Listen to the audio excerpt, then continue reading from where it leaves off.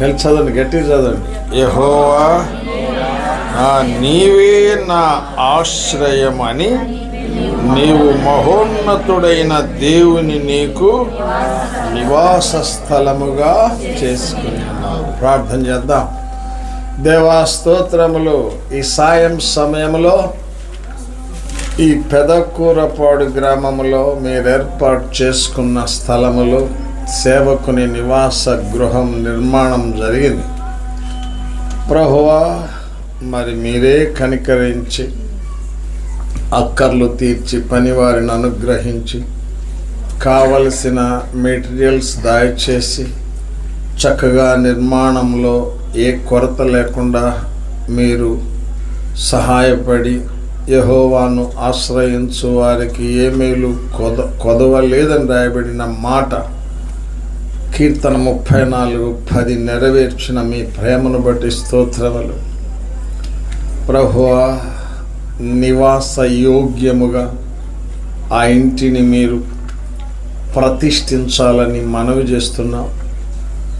ప్రభువా, మీరే మీ వాక్యము ద్వారా మీ సన్నిధిలో చేసే ప్రార్థనల ద్వారా పవిత్రపరచబడి ప్రతిష్ఠించబడి నివాస యోగ్యంగా మార్చబడి ప్రభువా దైవ సేవ నాయన జరిగించే మీ దాసుడి కుటుంబం నాయన నివాసం ఉండి మీ సేవ చేయగలుగునట్లు సహాయం చేయండి. ఈ శుభ సందర్భాన్ని పురస్కరించుకొని ఆహ్వానించబడిన వారిని బట్టి, రాగలిగిన వారిని బట్టి మమ్ములను కూడా వారి సంతోషంలో పాలిభాగస్తులుగా చేయాలని కోరి నడిపించిన రీతి గొప్పది. ప్రభువా, కనికరించు. తిరువబడిన ఆకాశం మా మధ్య ఉంచండి. సమస్తమును మీ చేతుల్లో పెడుతున్నాము. లూకా 1:14-17, యోహాను 3:33-34 నెరవేర్చండి. నేను పంపిన నా సేవకునికి కొలతలేని ఆత్మనిస్తానన్నారు కనుక నా మాటలే పలుకుతాడని చెప్పారు. ఆ విధంగా కనికరించమని యేసుక్రీస్తు వారి దివ్య నామమున ప్రార్థించి మీకు అప్పగించి ఏ ఒక్కరూ ఖాళీగా వెళ్ళకూడదు నాయన, కనికరించమని ప్రార్థించి బ్రతిమలాడి వేడుకుంటున్నాం తండ్రి. ఆమేన్. దేవుని వాక్యంలో కీర్తన 91లో 9వ వచనం మనం చూశాం. యెహోవా. యెహోవా అంటే మొట్టమొదట ఉన్నవాడను, రెండవ మాట అనువాడను, మూడవ మాట ఉండుననువాడను. ఉన్నవాడను, అనువాడను, ఉన్నాను అనేవాడు. మూడవ మాట ఏముంది? అదే ఉండుననువాడు అంటే వర్తమాన భూత భవిష్యత్ కాలాలలో ఉన్న దేవుడు. మానవుడు ఎవరు? మానవుడు మనం చాలా అల్పమైన వారు, మనం చాలా స్వల్పమైన వారు. ఆయన తనకు తానుగా కలిగిన వాడు, తనకు తానుగా జీవము గలవాడు. అట్లాంటి మహోన్నతుడైన దేవుణ్ణి మనం చూసిన భాగములో చూడండి, నీవే నా ఆశ్రయము అని. కనుక ఆయన్ను మనం ఏం చేసుకున్నాం? ఆశ్రయం. ఆశ్రయం అంటే నివాసము, ఆధారం. కనుక దేవుణ్ణి నివాసంగా చేసుకోవడం, దేవుణ్ణి ఆధారంగా చేసుకోవడం, ఉన్న దేవుణ్ణి, ఉన్నాను అని చెప్పిన దేవుణ్ణి, ఇక ముందు కూడా ఉంటానని చెప్పిన దేవుణ్ణి ఆశ్రయం చేసుకోవడం, ఆధారం చేసుకోవడం చాలా గొప్ప విషయం. ఇప్పుడు ఆయన మనకు ఆశ్రయము అయ్యాడు అనుకోండి. అప్పుడు మన స్థితి ఏంటి చెప్పండి. మనం ఇప్పుడు తాత్కాలికమైన వారు. ఆయనను ఆశ్రయంగా చేసుకుంటే ఏమవుతాం? అరే, ఆయనను మనం ఆశ్రయంగా చేసుకుంటే మనము కూడా ఏమైపోతాం? ఉన్నాను అనువారము, ఉండుననువారం. అంటే మనకు కూడా ఆయనలో భవిష్యత్తు ఉంది. ఆయనలో ఉన్నాం, ఆయనతో ఉండబోతున్నాం. ఎందువల్ల? ఆయనను మనం ఆశ్రయంగా చేసుకున్నాం. కనుక ఈ రాత్రి నిజమైన దేవుడెవరో, నిత్య జీవమయున్న దేవుడెవరో, సమస్త సృష్టిని కలగజేసే దేవుడెవరో, పవిత్రుడైన దేవుడెవరో,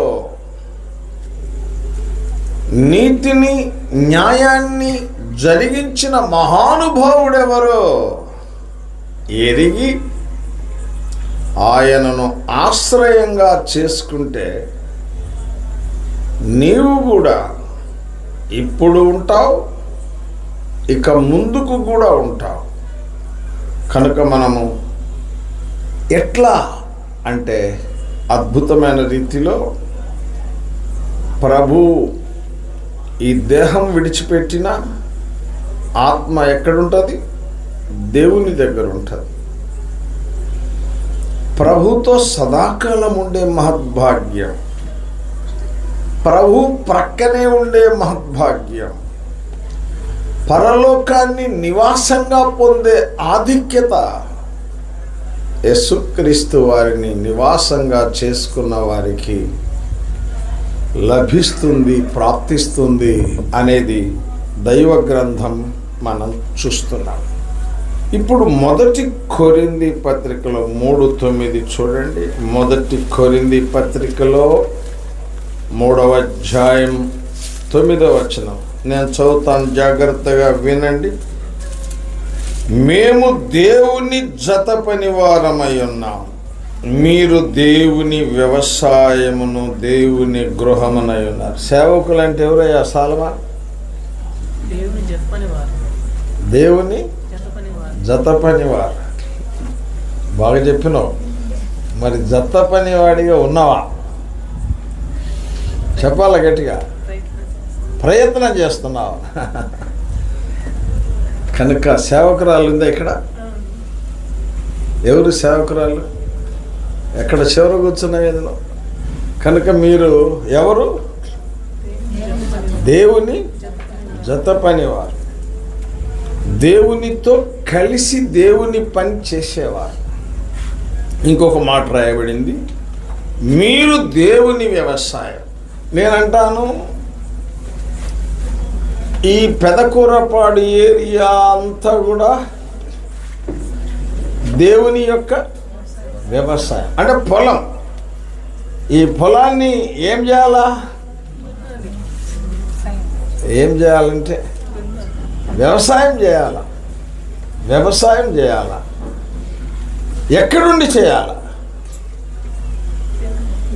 ఇంట్లో, దేవుని ఇంట్లో ఉండి, దేవుడిచ్చిన ఇంట్లో ఉండి పెదకూరపాడంతా కూడా నువ్వు దున్నాల.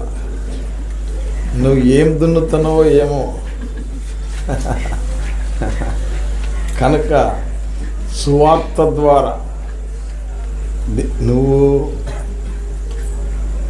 భక్త సింగారి పుస్తకాలు పట్టుకో, అర్థమవుతుందా? యోహాను సువార్త పుస్తకాలు పట్టుకో, ఇద్దరు కలిసి కరపత్రికలు తీసుకో, ఊరు మొత్తం అర్థమైందా? ఊరు మొత్తం ఇంటింటికి మన పని మనం చేస్తే దేవుడి పని దేవుడు చేస్తాడు.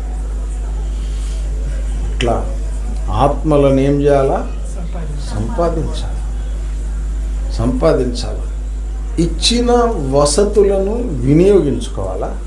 దేవుడిచ్చిన వసతులను వినియోగించుకోవాలా?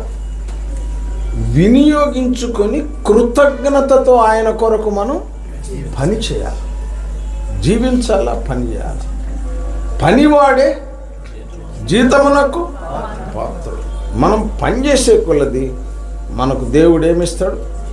జీతం ఇస్తాడు, తప్పకుండా ఇస్తాడు. కనుక మీరు దేవుని ఇంటిలో ఉండి దేవుడు అనుగ్రహించిన గృహాన్ని అనుభవిస్తూ మీరు దేవుని సేవ చేయాలి. అందుకే ఇక్కడ రాయబడింది, మేము దేవుని జత పనివారమై ఉన్నాము. రక్షణ పొందిన మీరు దేవుని వ్యవసాయము. అంటే మీరు మీ యొక్క పని ద్వారా ఏం జరగాలి? వ్యవసాయం జరగాలి. వ్యవసాయం జరిగే కొలది ఏమొస్తుంది? ఫలం, పంట రావాలా. అర్థమవుతుందా? ఊరికే దున్నటం కాదు, ఊరికే విత్తనాలు వేయటం కాదు, ఫలితం రావాలి. ఫలితం రావాలంటే ఉన్న కొద్ది మంది అయినా పని చేయాలి, పరిచర్య చేయాలి, ప్రార్థన కూడా చేయాలి. ఇక్కడ మనం ఇంకొక మాట చూస్తాం, దేవుని గృహమునై ఉన్నారు. కాబట్టి మనందరం ఎవరికి ఇల్లుగా ఉండాలి? దేవుడు మన కిందాక ఏమయ్యాడు? నివాసం అయ్యాడు. ఆయనేమో మనకు నివాసం, మనమేమో ఆయనకు నివాసం. చెప్పండి, దేవుడేమో మనకు నివాసం, మనమేమో ఆయనకు నివాసం. కాబట్టి ఇప్పుడు ఆయన మనకు నివాసమైనప్పుడు ఆయనలో మనకు భద్రత, క్షేమము ఉందా లేదా? ఉంది. మరి మనలో ఆయన కూడా ఎట్లుండాలా? భద్రంగా ఉండాలా, క్షేమంగా ఉండాలా. మనలో ఆయన భద్రంగా ఉండాలా, క్షేమంగా ఉండాలి అంటే మనము పవిత్రతను సన్మానించాలా, పరిశుద్ధాత్మను మనం సన్మానించాలా, నీతిని మనం కలిగి ఉండాలా, పవిత్రతను మనం కలిగి ఉండాలా, ప్రార్థనా జీవితం మనం కలిగి ఉండాలా, వాక్య ధ్యాన జీవితం మనం కలిగి ఉండాలా. ఇవన్నీ లేకుండా మనలో ఆయన నెమ్మదిగా ఉండలేడు. కనుక దేవునిలో మనకు క్షేమం ఉంది, మనలో దేవుడు క్షేమంగా ఉండాలి. అందుకే మనము దేవునికి నివాసంగా ఉండాలి. దేవుడు మనలో ప్రశాంతంగా ఉండాలి, ప్రశాంతంగా ఆయన ఉంచాలి. ఈ దేహము దేవుని వలన మీకు అనుగ్రహింపబడి మీలోనున్న పరిశుద్ధాత్మకు ఆలయమై ఉన్నదని మీకు తెలియదా? ఎక్కడుంది? 1 కొరింథీ పత్రికలో 3వ అధ్యాయము 6వ వచనం, 16వ వచనం చూడు. 1 కొరింథీ 3:16. మీరు దేవుని ఆలయమై ఉన్నారని. మరి ఇప్పుడు ఇందరికేమన్నాడు? దేవుని యొక్క గృహం అన్నాడు, గృహం, నివాసం. ఇప్పుడేమన్నాడు? దేవుని అంటే గృహముగా మొదలుపెట్టి ఆలయంగా మనం మారాలి. చెప్పండి ఎట్లా? దేవుని గృహముగా మనం ఆరంభమయ్యి దేవునికి ఎట్లా కావాలి? మనం ఆలయంగా కావాలి. అందుకే ఇక్కడ ఏం రాయబడింది?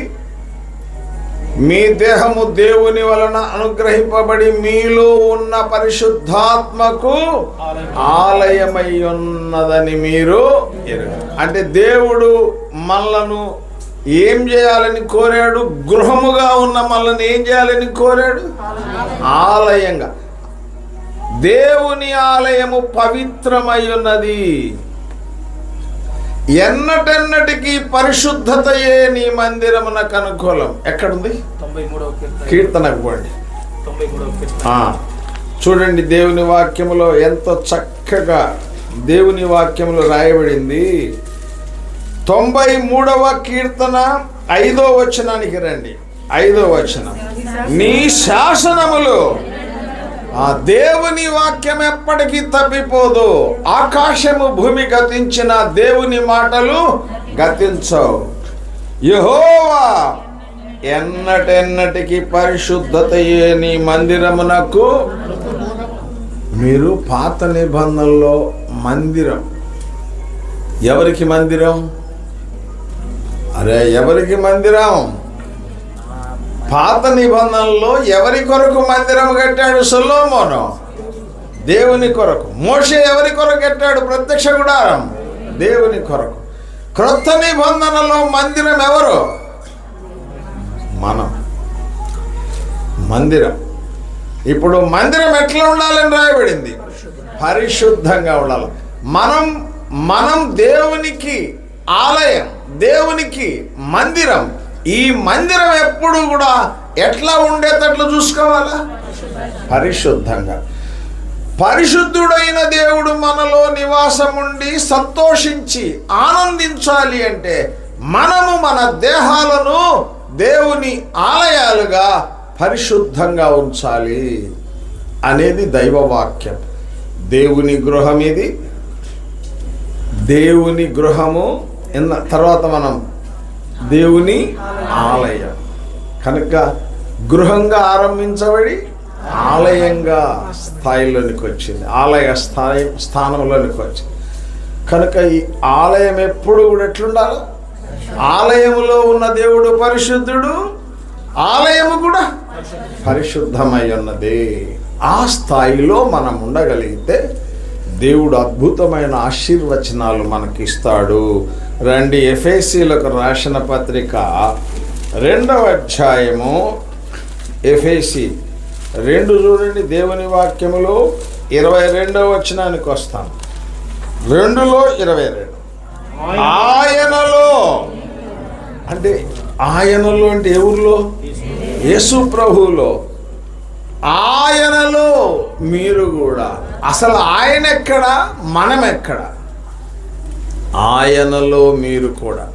కనుక మనం ఎప్పుడైతే దైవ గృహమయ్యామో, ఎప్పుడు దేవుని ఆలయమయ్యామో, ఆయనలో మీరు కూడా.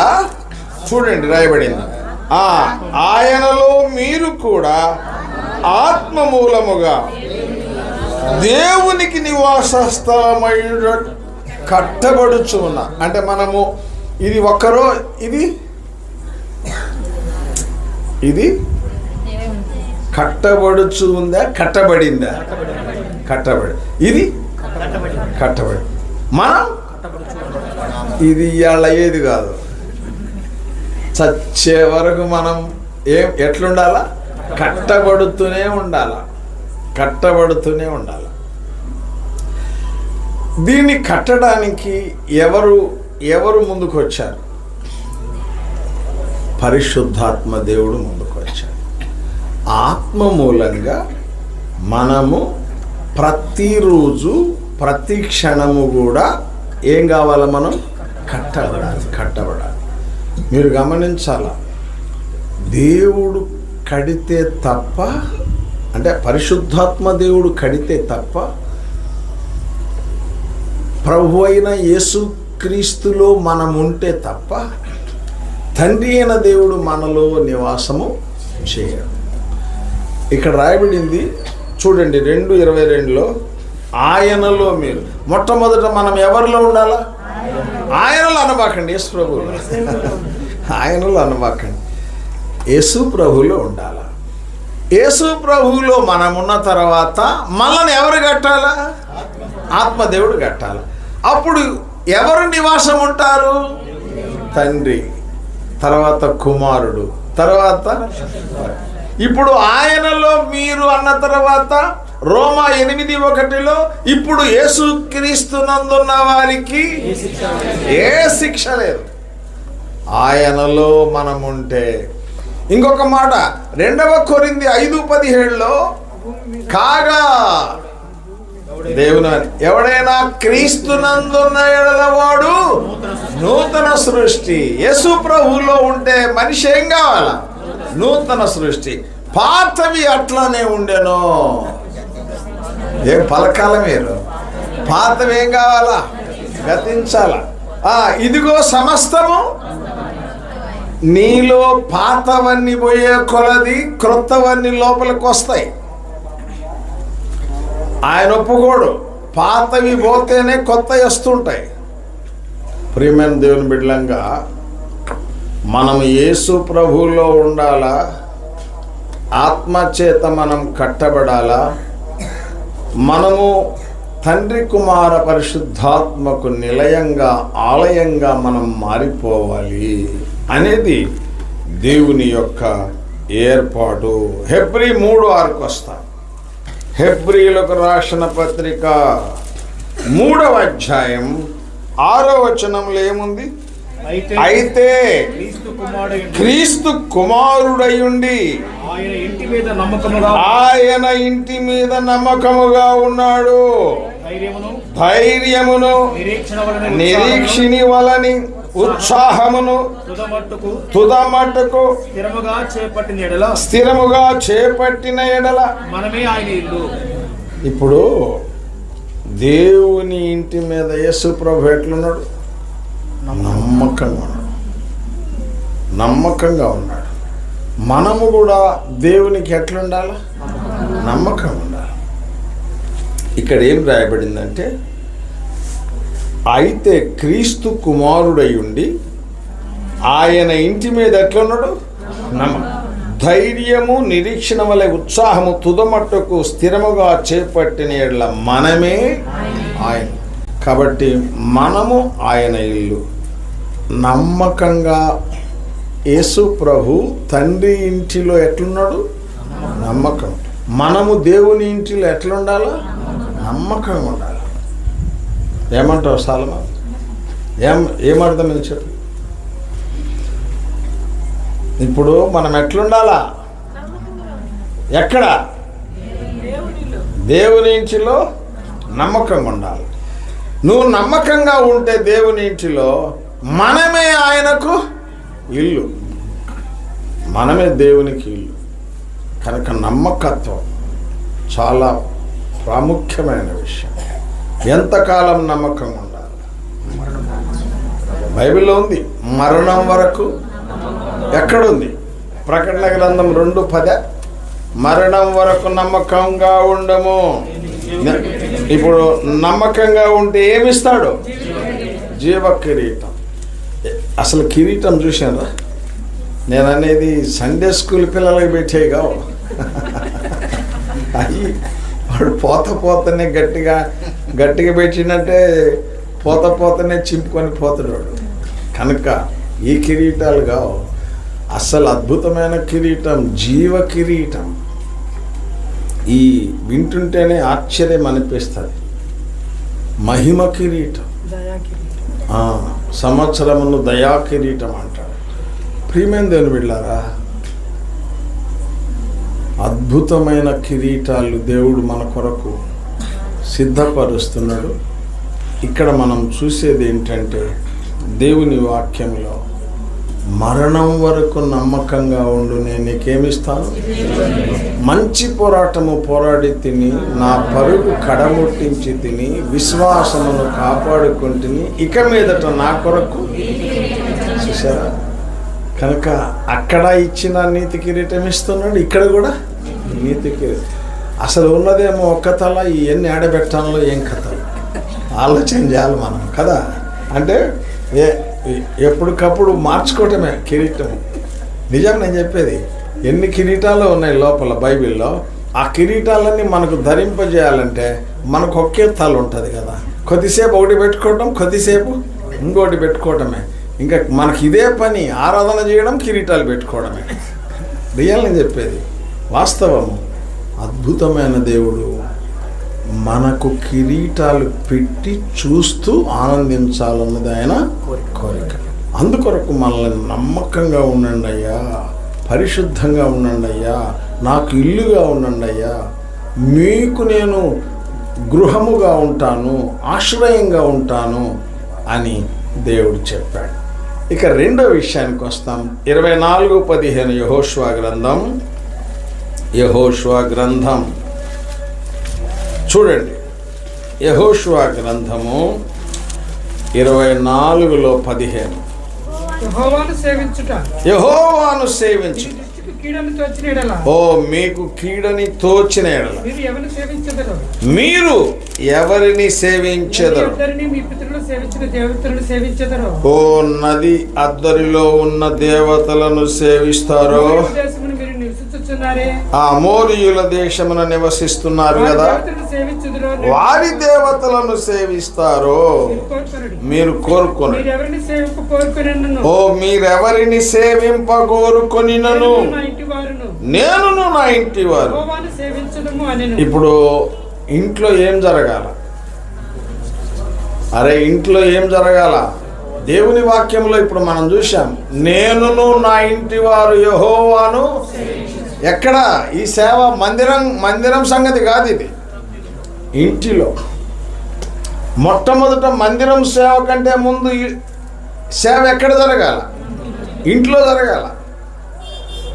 నేనును నా ఇంటి వారు. ఇప్పుడు మీ ఇద్దరు అనుకుంటాగా, మీ ఇద్దరే కాబట్టి ఇంక మీరిద్దరు కూర్చొని ఉదయాన్నే దేవుని సన్నిధిలో వ్యక్తిగత ఆరాధన, వ్యక్తిగత ప్రార్థనలు, వాక్య ధ్యానము, కుటుంబ ప్రార్థనలు ఇవన్నీ దేవుని సన్నిధిలో జరగాలి. దేవుని సన్నిధి ఎక్కడ? ఇంట్లో జరగాలి. నేనంటాను, ఇంటి తర్వాత సేవ ఎక్కడికి వస్తుంది? మందిరం. ఇంట్లో సేవ ఆరంభం కావాలి. అది ఎక్కడ కొనసాగాల? మందిరం. కనుక దైవజనుడు ఏం చెప్పాడు యెహోషువ అంటే, నేను నా ఇంటి వారు. అంటే సేవకు పట్టి ఏందంటే, సేవకు పునాది ఏందంటే ఇంటివారు. అర్థమవుతుందా? నువ్వు ఒక్కడివే కాదు, ఇంటివారు మీరిద్దరు. ఇప్పుడు ఒక్కొక్క ఇంట్లో పిల్లలు ఉంటారు. ఇంటివారంటే భర్త, భార్య, పిల్లలు అందరూ కూడా కుటుంబ ప్రార్థనలో కనపడాలి. అర్థమవుతుందా మీకు? ఒక్కొక్క తడవ రాకపోతే ప్రార్థన రాకపోతే ఏం చేయగలుగుతాం? ప్రతి ఇంట్లో జరగాల కుటుంబ ప్రార్థన. మీరు గమనించాలా, వ్యక్తిగత ప్రార్థన ఉంటే ఆ మనిషి దగ్గరికి దయ్యం రాదు. కుటుంబ ప్రార్థన ఉంటే ఆ కుటుంబం జోలికి ఏమి రాదు, దయ్యం రాదు. సంఘ ప్రార్థన ఉంటే సంఘం జోలి కూడా రాదు. ఏం లేకపోతే వస్తుంది. నువ్వు మా ఇంట్లో దయ్యం ఉండాలా అని కోరుకునే వాళ్ళు కుటుంబ ప్రార్థన ఆపేసేయండి. రియల్గా చెప్పేది వాస్తవం. మీరు వణకాలవాడు, పారిపోవాలవాడు అంటే దేంతో పారిపోతాడు? ప్రార్థనతో పారిపోతాడు, ఆరాధనతో పారిపోతాడు, వాక్య ధ్యానంతో పారిపోతాడు. కనుక మన ఇల్లు దేవుణ్ణి సేవించాలి. రండి, ఒక 12వ అధ్యాయం హెబ్రీ పత్రిక, హెబ్రీయులకు రాసిన పత్రిక 12వ అధ్యాయం 28-29.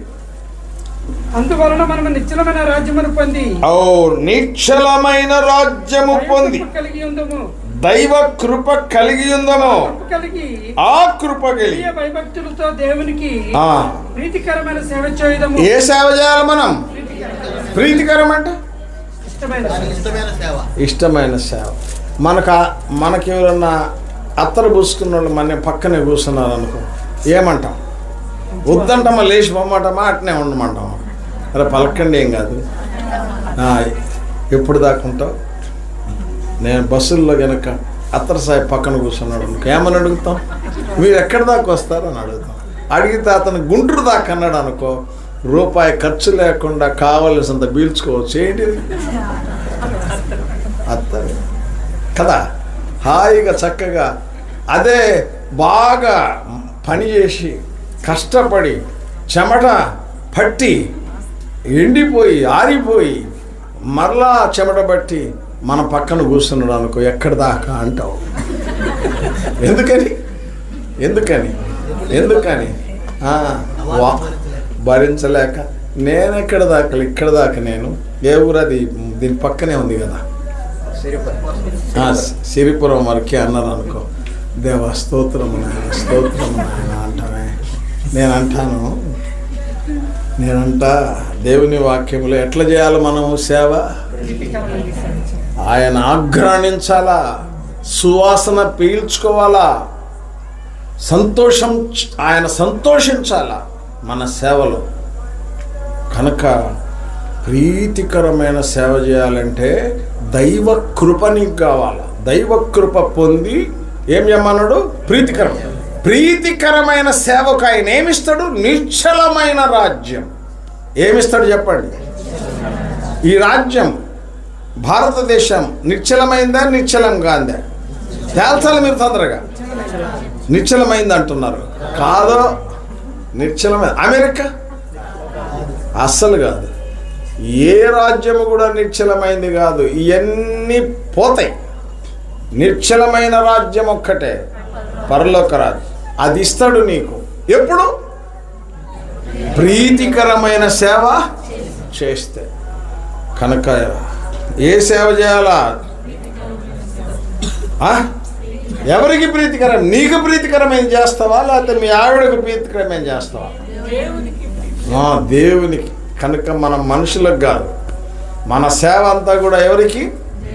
దేవునికి చేయాలి. కొన్ని తడవలు మనము సేవ చేసేది ఎవరికి చేయాలనేది బైబిల్లో రాయబడింది. దేవునికి మనము ప్రీతికరమైన సేవ చేయాలి. కాబట్టి సేవ చేయాలి అనేది మనం చూశాం. ఇక ఫిలెమోనుకు రాసిన పత్రిక 1వ అధ్యాయంలో, అంటే 1వ అధ్యాయం ఉంది. ఫిలెమోనుకు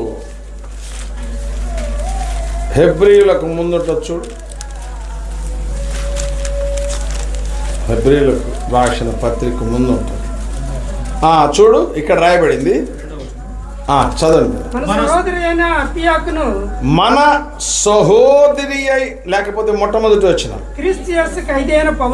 పౌలును తిమోతియును మా ప్రియుడును జతపనివాడినైన ఫిలెమోను మన సహోదరైన అప్పియాకును, ఆమె ఆయన భార్య అయి ఉంటది, అప్పియకును తోడు యోధుడైన అర్ఖిప్పు అంటే కుమారుడు అయి ఉండొచ్చు. ఇంటి వల్ల సంగమునకును, వాళ్ళ ఇంట్లో ఏముంది? సరే, వాళ్ళు ఇంట్లో సంఘం ఉంది అంటే ఎందుకని అంటే 3వ వచనం చూడండి. మన తండ్రి అయిన దేవుని నుండి ప్రభు అయిన క్రీస్తు నుండి కృపయు సమాధానము మీకు 4 చూడు నీ ప్రేమను గూర్చి ప్రభు అయిన యేసు ఎడల సమస్త పరిశుద్ధుల ఎడలను నీకు కలిగి ఉన్న. ఇప్పుడు మనము ఏం సాల్మన్ వింటున్నావా? మనకేముండాలా? ముందు ప్రేమ, రెండవది విశ్వాసం. దేవుని బిడ్డలు సేవకుడి మీద విశ్వాసులకు ఉండాలి. ఏముండాలి? ప్రేమ ఉండాలి. ఉండాలంటవా లేదంటవా? 2 విశ్వాసుల మీద సేవకునికి ఉండాలి. అప్పుడు సేవ చక్కగా జరుగుతుంది. ఒకళ్ళని ఒకళ్ళు నమ్మాలి. సేవకుడినేమో విశ్వాసులు నమ్మాలి, విశ్వాసులనేమో సేవకుని నమ్మాలి. సేవ నమ్మకత్వముతో కూడింది. కనుక ఇక్కడ మనం చూసిన ఈ భాగంలో దేవుని వాక్యములో నీ ప్రేమను గూర్చి ప్రభు అయిన యేసు ఎడలను సమస్త పరిశుద్ధుల ఎడలను నీకు కలిగి ఉన్న విశ్వాసం. సేవకుడు దేవుని మీద విశ్వాసం ఉంచాడు, దేవుని బిడ్డలను కూడా నమ్మాడు. ఎవరు? సేవకుడు. దేవుని అంటే ఈయన ఫిలెమోను దేవుణ్ణి నమ్మినాడు, దేవుని బిడ్డలను నమ్మినాడు. ఇప్పుడు ప్రేమించాడు. అందుకే ఆ ఇంట్లో ఎవరున్నారు? సంఘం. దేవుని వాక్యములో ఇప్పుడు అట్లా అని చెప్పి ఇంటికి ఒక సంఘం పెట్టారు. అట్లా కాదు. ఆ దినాల్లో ఏంటంటే, ఆ దినాల్లో మందిరాలు లేవు. ప్రారంభ దినాల్లో ఎక్కడ మన భక్త సింగ్ గారు ఎక్కడ ప్రారంభించినా కూడా మొట్టమొదట ఎక్కడ ఉండేవి? ఇళ్లల్లోనే ఆరంభించాడు. గురజాల్లో కూడా అంతే, మా గురజాల్లో కూడా అంతే, నడికుడిలో కూడా అంతే, పిడుగురాళ్ళలో కూడా అంతే, మొట్టమొదట మాచర్లలో కూడా అంతే. అన్నీ కూడా ఇళ్లల్లో ఆరంభం. ఇప్పుడు గురజాల్లో మందిరం ఉంది, పిడుగురాళ్ళలో ఉంది, నడికుడిలో ఉంది, మాచర్లో ఉంది, ఇంకా ఎన్నో విస్తరించినాయి. కాబట్టి మొట్టమొదట ఇంటిలో ఆరంభమైంది, విస్తరించి ఎంతో, అంటే ఇంటిలో ఆరంభమైంది అంటే ఏముంటే ఆరంభమైంది? ప్రేమ ఉండాలా. దేవుని మీద, దేవుని బిడ్డల మీద కూడా ఏముండాలా? విశ్వాసం. అప్పుడు సంఘం విస్తరిస్తుంది, సంఘం ప్రబలుతుంది.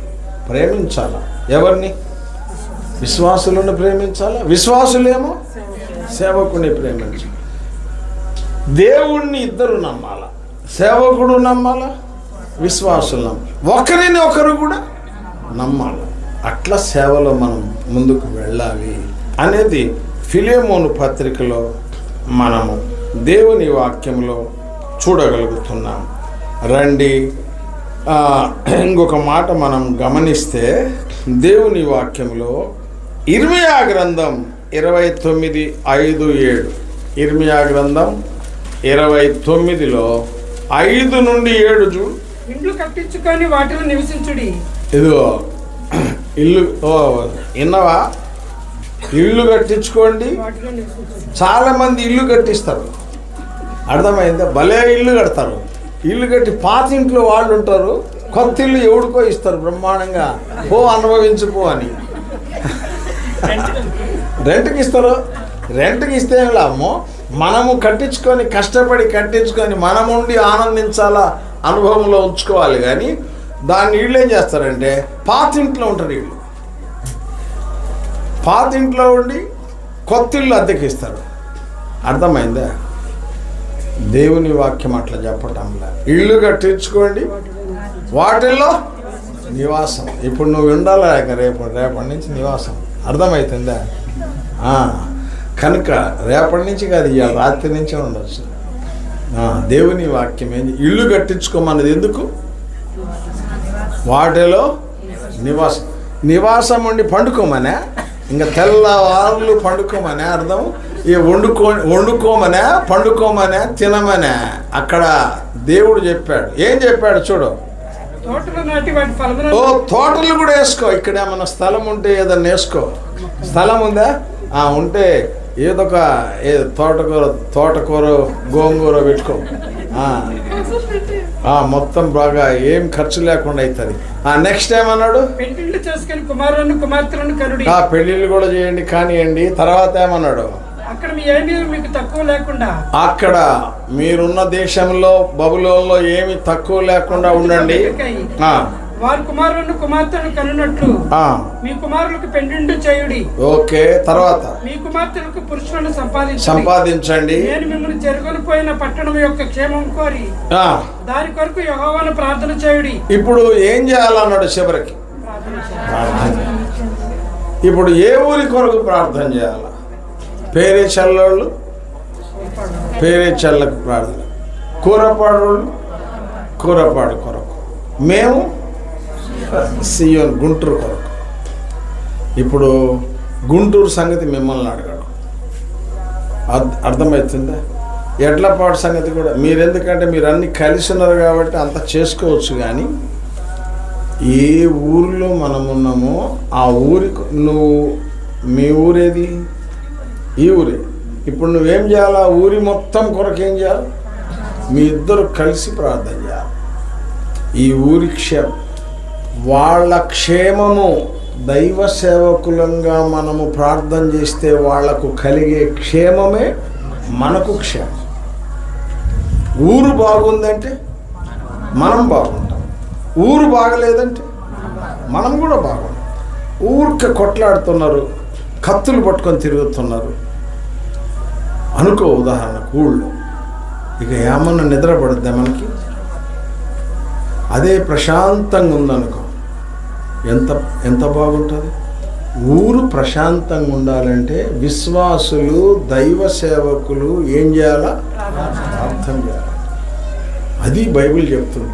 మీరు ఏ వీధిలో ఉన్నారో ఆ వీధి కొరకు ప్రార్థన చేయి, ఏ గ్రామంలో ఉన్నారో ఆ గ్రామము కొరకు ప్రార్థన చేయి. ఆ గ్రామము క్షేమము, వీధి క్షేమము మీ కొరకే.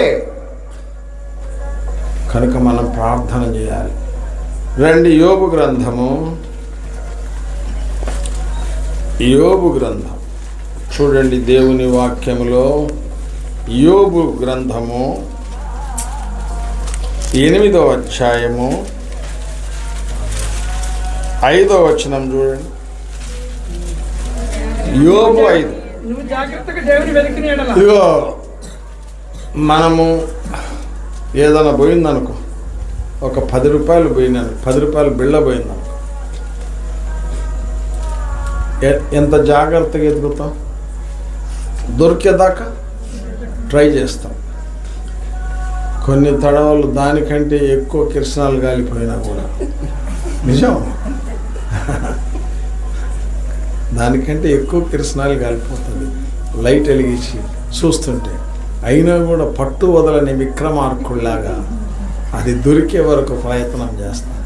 నేను అంటాను, 10 రూపాయలకు అంత విలువిచ్చి చూస్తావే, దేవుడు, ఆయన దేవుడు ఏమైనా ఇవ్వగలిగిన దేవుణ్ణి జాగ్రత్తగా వెదుకు, వెదకుడి మీకు దొరుకును.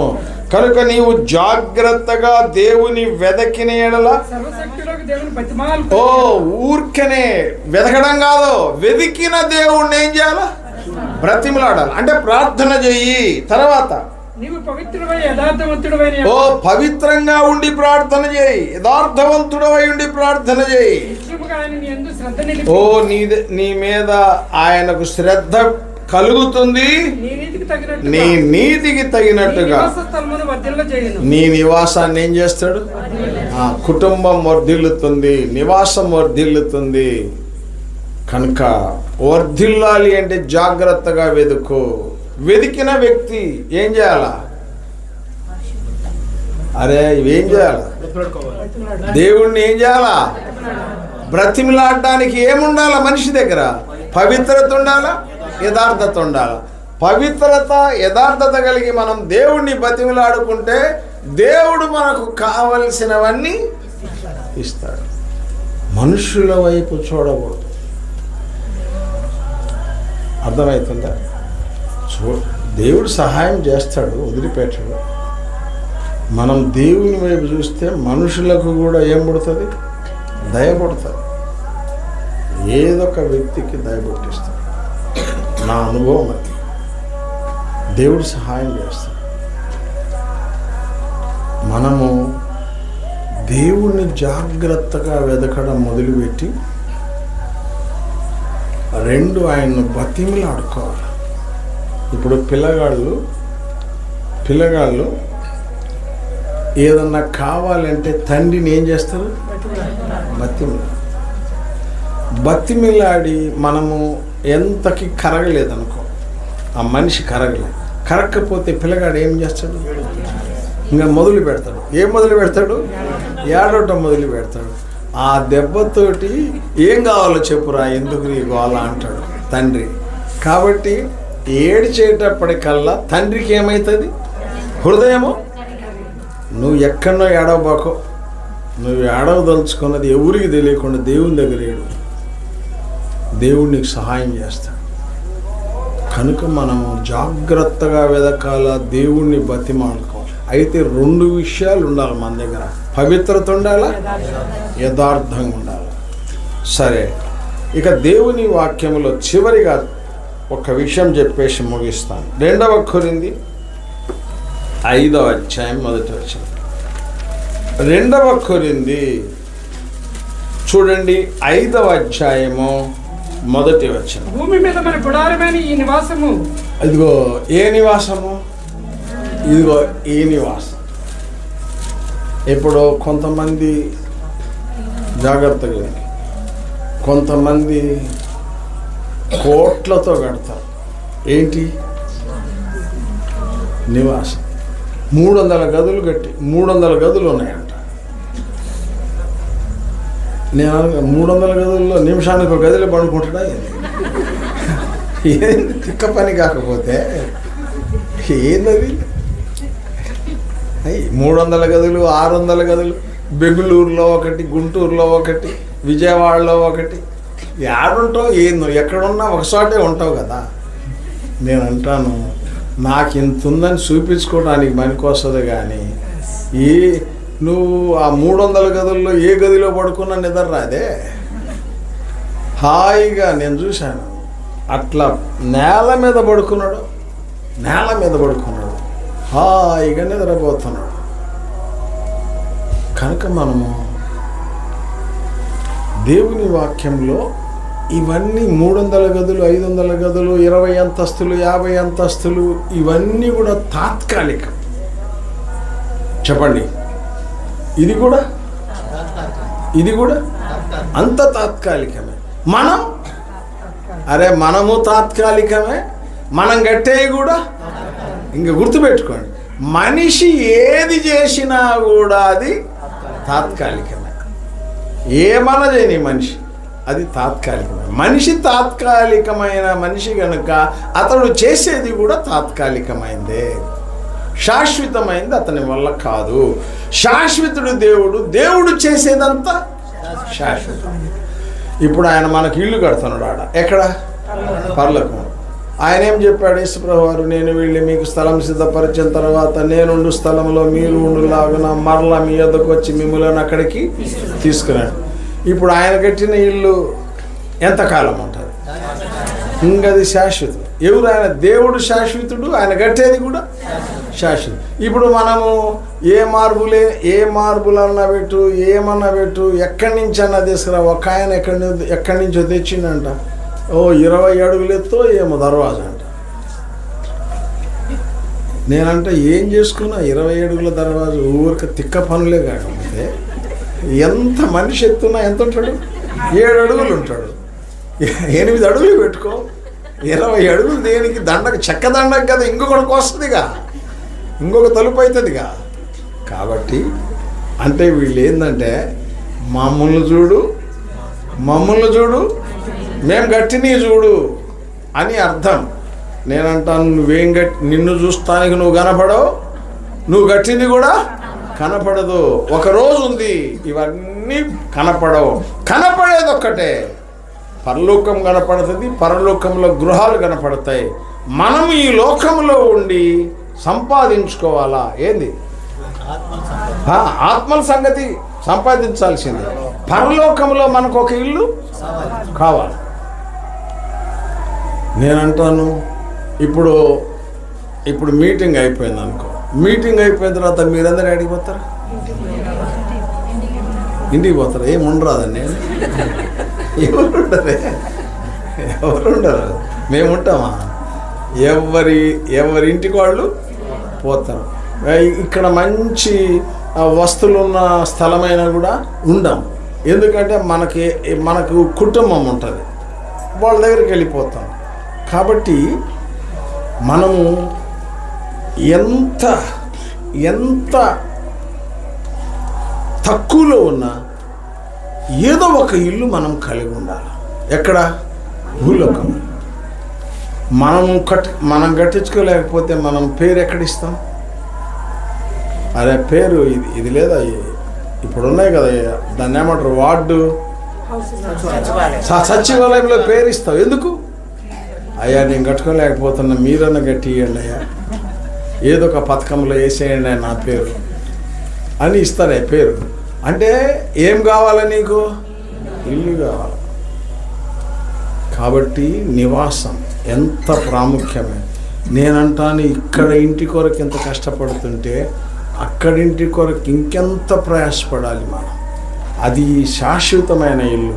అందుకే భూలోకంలో మనమున్న ఏ ఇల్లన్నా కానీ మనమున్న ఇంట్లో జాగ్రత్తగా మనం సిద్ధపడాలా. దేని కొరకు? ఆ ఇల్లు కొరకు. ఆ ఇంట్లో మనం చేరాలంటే సిద్ధపడాలి. రండి, మత్తయి సువార్త 25వ అధ్యాయం, దేవుని వాక్యము నుండి మత్తయి సువార్తలో 25వ అధ్యాయం చూడండి. 25వ అధ్యాయము ఈ లోకము పుట్టినది మొదలుకొని 34. అప్పుడు రాజు తన కుడి వైపున ఉన్న వారిని చూసి, నా తండ్రి చేత ఆశీర్వదించబడిన వారులారా రండి, లోకము పుట్టినది మొదలుకొని మీ కొరకు సిద్ధపరచబడిన రాజ్యమును. ఎప్పటిది? లోకం పుట్టిన దగ్గర నుంచి సిద్ధపరచబడుతున్న రాజ్యం. దానిని ఎవరి కొరకు ఇస్తాడు? తమ్మును తాము సిద్ధపరచుకోవాలి. ఇప్పుడు 5గురు సిద్ధంగా ఉన్నారు. ఎవరు? బుద్ధి కలిగిన కన్యకులు 5గురు సిద్ధంగా ఉంటే లోపలికి రానిచ్చాడు. సిద్ధంగా లేని వాళ్ళను మీరెవరో నాకు. ఇప్పుడు మనం దేవుని చేత ఆ మాట పడకూడదు. ఏ మాట? మీరెవరో నాకు తెలియదు అనిపించుకోకూడదు. లోపలికి పోవాలి. లోపలికి పోయి లోకం పుట్టింది మొదలుకొని సిద్ధపరచబడిన రాజ్యం మనం స్వతంత్రించుకోవాలి. అందుకొరకే ప్రార్థనా జీవితంలో పటిష్టంగా ఉండాలా, వాక్య జీవితంలో పటిష్టంగా ఉండాలా. దేవుని కొరకు, దేవుని రాకడ కొరకు మనం ఎదురు చూడాలి. ఎప్పుడు వస్తాడో మనకు తెలియదు. కానీ ఇప్పుడు జరుగుతున్నవన్నీ మనకు అర్థం కావటంలే. జరుగుతుంది, యుద్ధాలు జరుగుతాయని చెప్పాడు. యుద్ధాలు విపరీతంగా జరుగుతున్నాయి కదా, విపరీతంగా యుద్ధాలు జరుగుతున్నాయి. కరువులు అన్నాడు. కరువులు. ఇప్పుడు గ్యాస్ ఎంత? 2500 గ్యాస్. 2000 Indian gas 4000. ఇండియన్ 2500 అండి. మామూలుగా అయితే 9980 60-70 అంటారు. కానీ అవి రావద్దు. అవి 980కి రావాలిగా. ఇప్పుడు మనిషికి గ్యాస్ ఇవ్వటానికి 980కి అయితే దొరకదు, 2500కైతే ఏంది కథ? 4000కైతే వెంటనే దొరుకుతుంది. కనుక ఈ ఫ్రాడ్ అంతా ఉండదు అక్కడ. ఎక్కడ? పరలోకంలో గ్యాస్ ఎత్తుకోవాల్సినప్పుడు హెచ్పియా, బీపీయా ఇవన్నీ లేదు. ఇండియనా ఇవన్నీ లేవు. ఆకలి లేదు, దప్పిక లేదు. అసలు మీరు అంట్లు తోమే పని లేదు. మీకు రియల్గా చెప్పేది, వండే పని అంతకంటే లేదు. దేవుని మహత్ కృప, ఆయన్ను చూడడం, ఆరాధన చేయడం, ఇంకా రెండో పని లేదు. ఇప్పుడే నేర్చుకోండి ఆరాధన. ఇంట్లో నేర్చుకోండి, మందిరంలో నేర్చుకోండి. ఇక అక్కడ అదే రెండోది లేదు. ఇప్పుడు మనం అక్కడికి పోయిన తర్వాత ఎట్లా ఆరాధన చేయాలో తెలియదు అనుకో, ఇక ముఖం చుట్టమే. ఎవరి ముఖం? చేసేవాళ్ళ ముఖం చుట్టమే. అందుకని బాగా ఆరాధన నేర్చుకోండి. దేవుడు రాబోతున్నాడు, ప్రభు రాబోతున్నాడు. అది ఏ రాజ్యం? సిద్ధపరచబడిన రాజ్యం, నిశ్చలమైన రాజ్యం. ఆ రాజ్యంలో ఉండాలి అంటే ఈ దేహం పనికిరాదు. ఇది అక్షయ దేహంగా మార్చబడాల, అమర్త్య దేహంగా మార్చబడాల.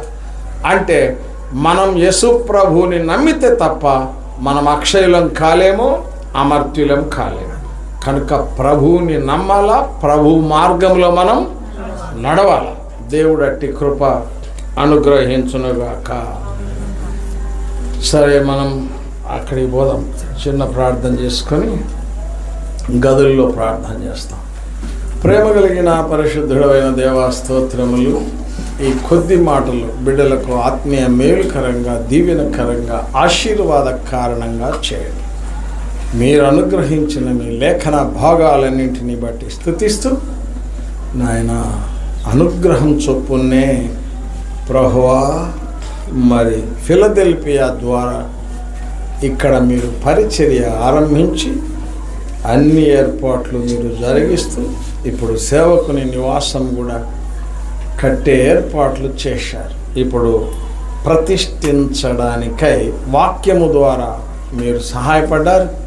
ఇప్పుడు ప్రార్థనల ద్వారా సహాయం చేయండి.